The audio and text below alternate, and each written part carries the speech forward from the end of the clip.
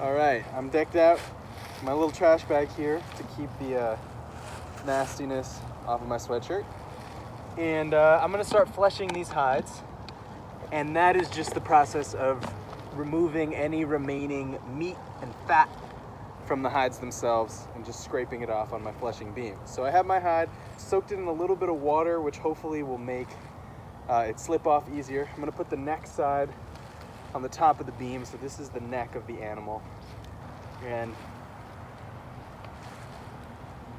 what I'm gonna be doing is I'm gonna be pinning the hide to the beam with my pelvis, basically, top of my pelvis, and then taking my fleshing knife and running it down the beam like this, scraping off the flesh.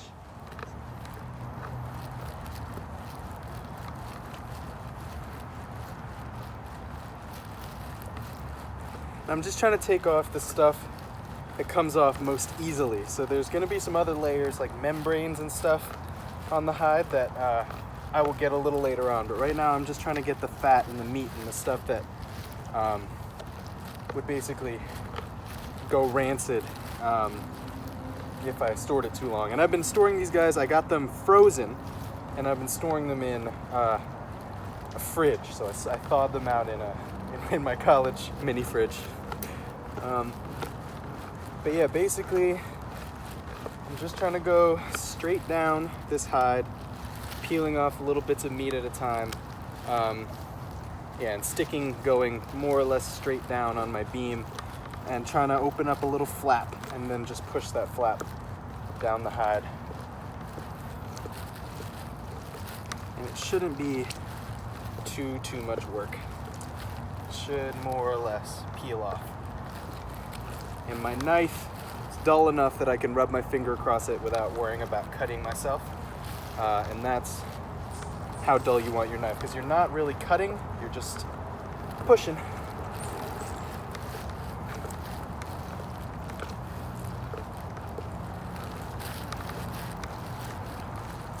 You might be able to see that I'm squeegeeing out a lot of water as I'm doing this, and that's good. That's what we want to see.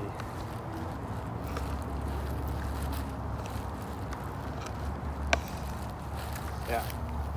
And so then I just get this crap, toss it in my bucket.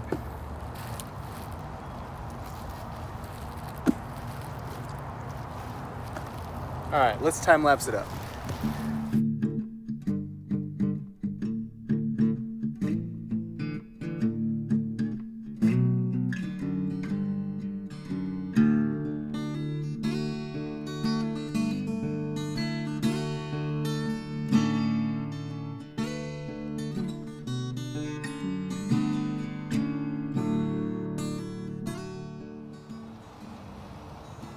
Okay, so here's hide number one. It's looking pretty good. You can see that it's got, it looks a lot cleaner. There's no little bits of meat, and that's pretty much how we're trying to get it. This here is hide number two, which is significantly bigger, but I'm just gonna do the same thing with it.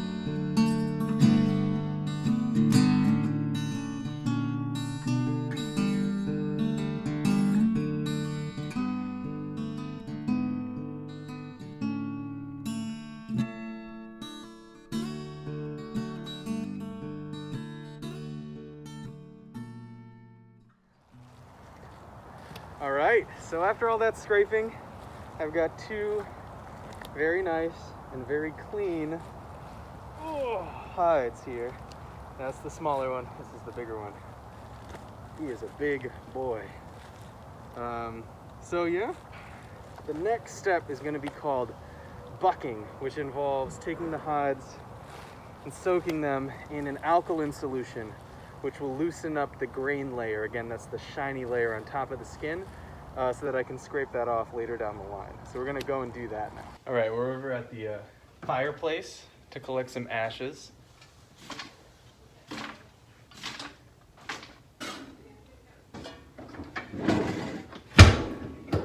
All right, let's go to the backyard.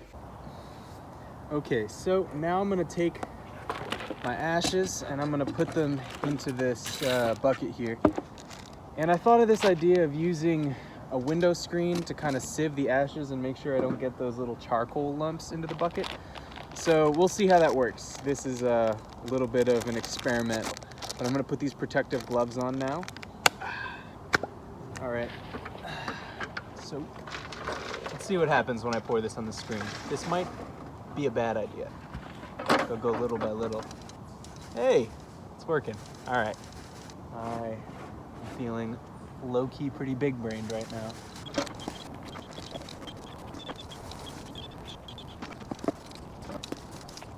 So I'm hoping that this is enough ashes. Honestly, I'm not entirely sure. Again, this is my first time doing this, so it's gonna be a lot of trial and error. But now what I'm gonna do is I'm gonna add around 1 gallon to 1.5 gallons of water to this. So let me go turn on the hose.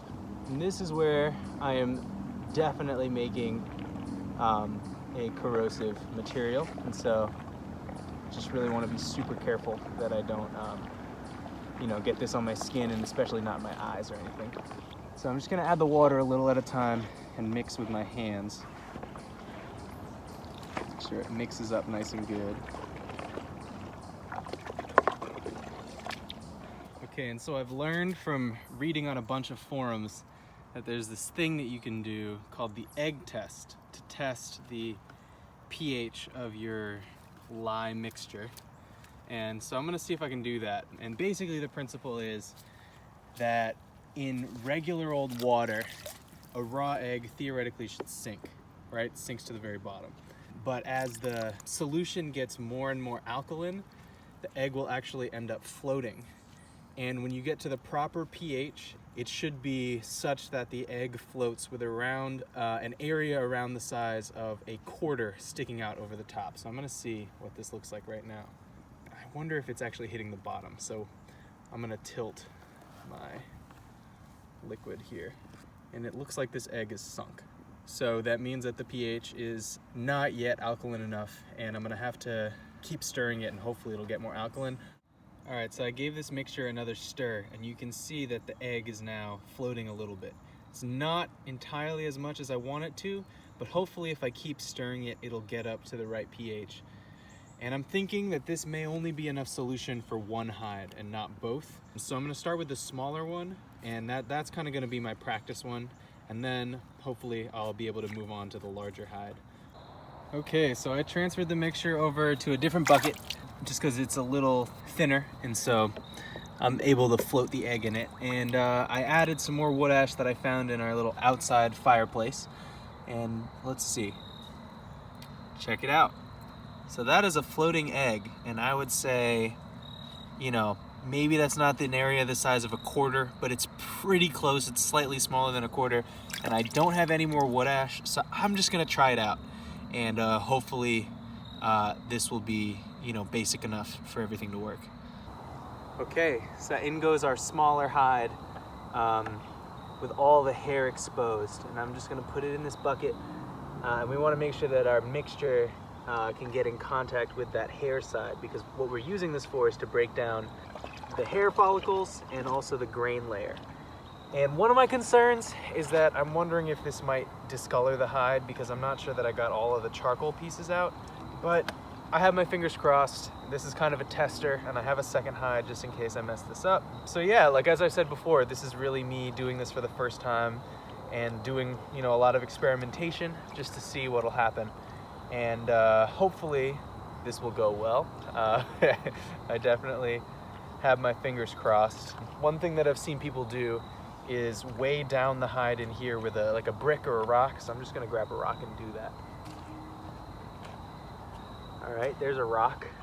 What I'm gonna do is I'm gonna come back probably twice a day and just check up on this hide. What I'll be looking for is to see whether the hair on the hide starts slipping out easily. So right now you can see, like, I can almost even lift it up without the hair falling out. And I'm gonna wait until it gets to a level where this hair slips out really, really easily. And that's how you know that this is ready to come out and be grained. So I'm not 100% sure how long it's gonna take. I've heard that it's very temperature dependent and it's kind of cold, so it may take a little while. But yeah, I'm just gonna check on it twice a day and see how it is. All right, so it's been 3 days and I think that this is ready. The hair, you can see, is starting to pull out pretty easy. And that, as far as I am aware, is the sign that your hide is done with the bucking process. And so what I'm gonna do is I am going to use this hose, stick it in there, and just let this hide rinse a lot to get all of that lye and everything out.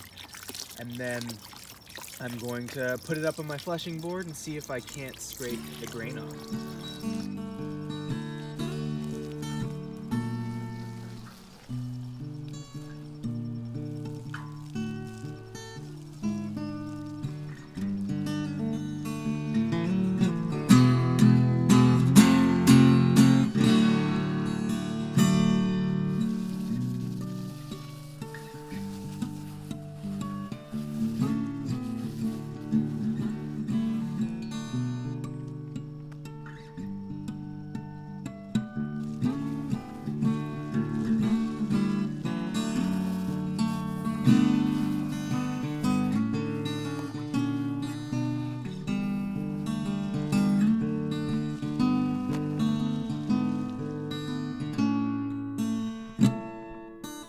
So here, where I'm graining the hide, I am scraping off not only the hair on the outside, but also the layer of skin underneath the hair, which is that shiny layer that I showed you guys on the processed leather before.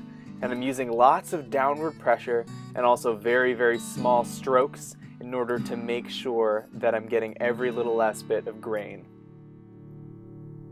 And I'm pretty sure the hair is attached to the epidermis, which also really kind of comes off super, super easily. And under the epidermis, there's a slippery layer, and that is the grain. And then you can see that over here, it's a layer that feels rougher, it's less slimy, and I'm pretty sure that that is the dermis. So we're trying to get off these little bits of grain with our scraper and getting all the way down to the dermis. So I'm pretty sure I have been successfully scraping the grain off of this more bluish area here. And so I just have to do that to the entire hide. Let's go.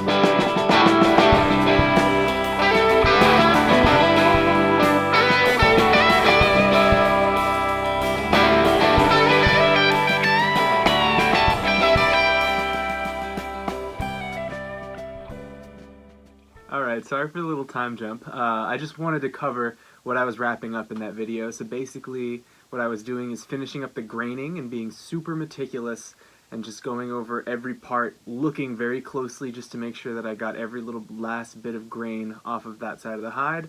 And then at the very end of the video I flipped it over and I scraped off the membrane on the inside of the skin. And that didn't take all that long at all. It was actually very easy to tell where it was because the membrane had gotten stained with the charcoal.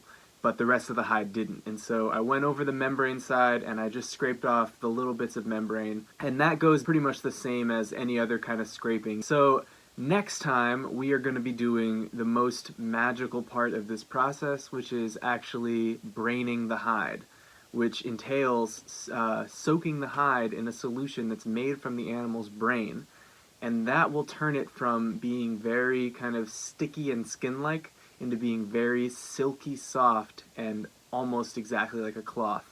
And then I'll stretch it out and it'll turn into beautiful, beautiful buckskin. So stay tuned and check out the next video. Peace.